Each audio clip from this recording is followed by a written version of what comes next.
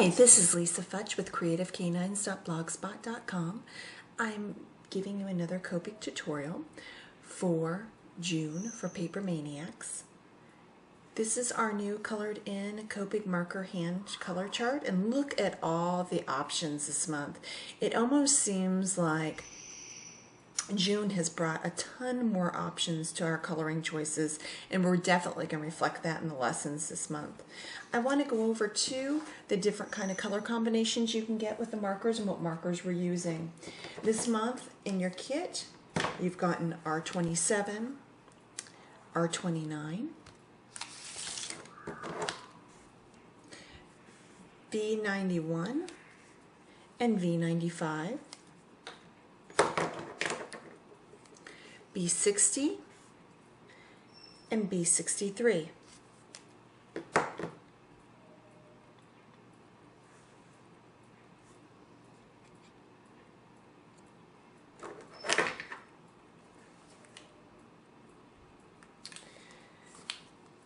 As well as E29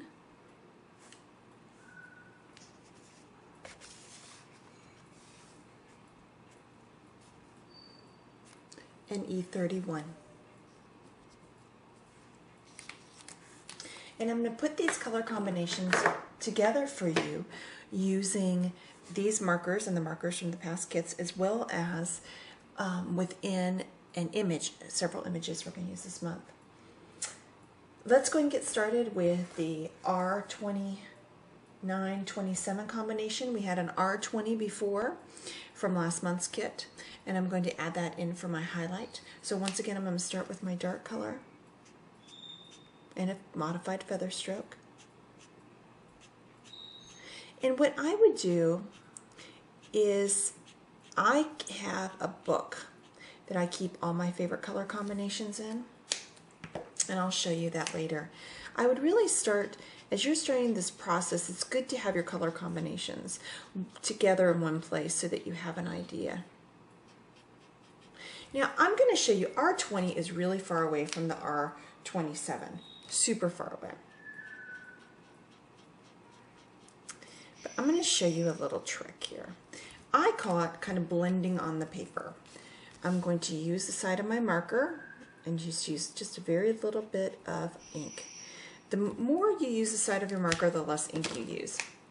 And now I'm going to blend my R20 into that.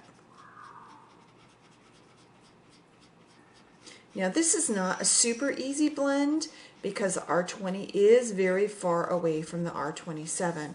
However, sometimes you need to have a red that has a little bit more light, and the R27 and R29 are really similar in color closeness. Now the one thing you're going to notice is because this is a lighter color, it's going to push this ink a little bit here. So I can do one of two things. I can go back on the side of my marker and blend that in.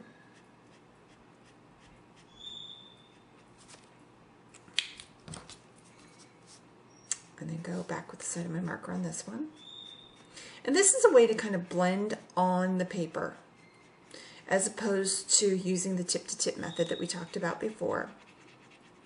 I am incredibly impatient, and that tip-to-tip method just is a little bit too slow for me. Now you can see that the blending's happening a little bit more on the paper here.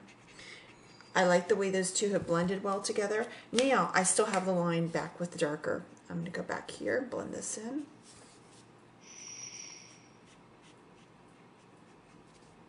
And I'm going to come back with my R29 again.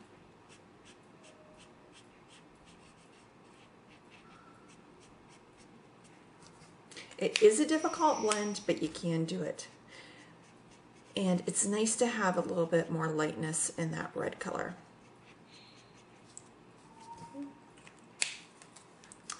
We're going to go in with the B60 and 63. Once again, these reds are good for anything, hearts, flowers, dresses, anything. It's fantastic. One of my very favorite red combinations. We already have the R35-37 combination, which to me is a more blue red. This is more of a warm red, and I tend to gravitate more towards this red than the other one. Let's go into the B63-60 combination, and this is like a hydrangea color. It's more of a blue purple than it is a blue. And I have to say, my favorite use for this is, now there are some pretty flowers that use this, like lilacs I think are kind of pretty in this. But my very favorite use for these two colors is to shade around my images, to do shadowing.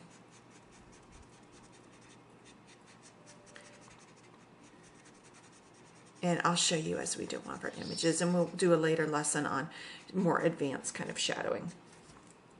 Okay, and that's a really easy blend. They're very close in the Copic color family. Let's go with the V95, V93. Once again, very close in the color family. These colors are a little bit more of a grayer violet.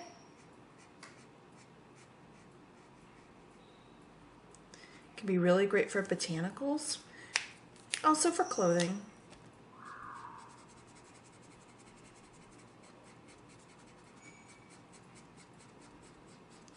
Now we talked about one way to blend. Some of these colors, even though they're really close in the Copic color family, they're going to push the different color because they have a lot of solvent in it. So I'm going to do the tip to tip method, where I take the tip of my lighter into the tip of my darker to help blend that in. That's what I was doing basically with my blend on the paper method. That's kind of a Lisa's impatient way of doing that.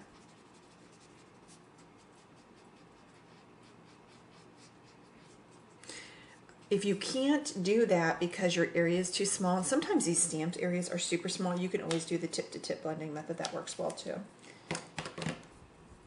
Okay, let's go into the E31, 33, 35 combo. Now this brown combination I use constantly. It's a great brown for pretty much anything. You can use it for hair color if you want, like a medium brown hair color. You can use it for animal fur. You can use it for trees or branches, shoes. If you're doing people images, furniture, it really is just a great color combination.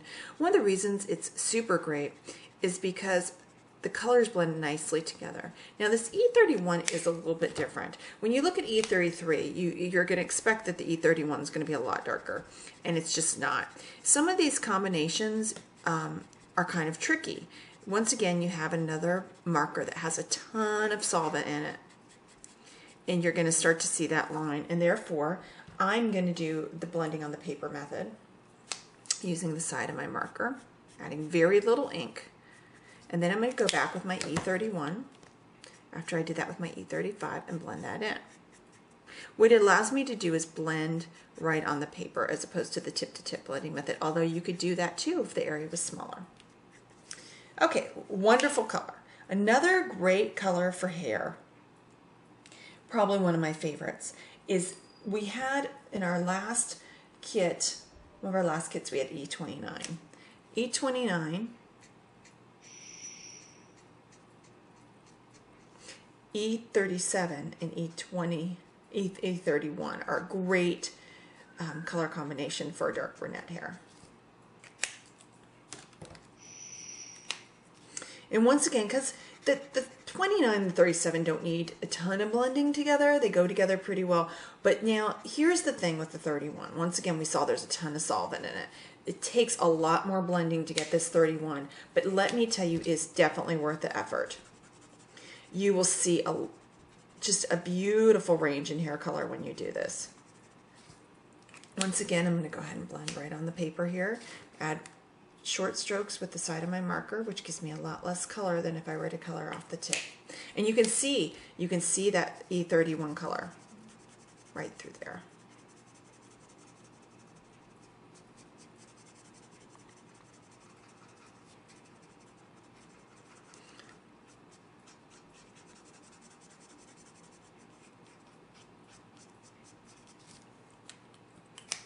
Now, if I wanted to use my tip-to-tip method, I could do that also.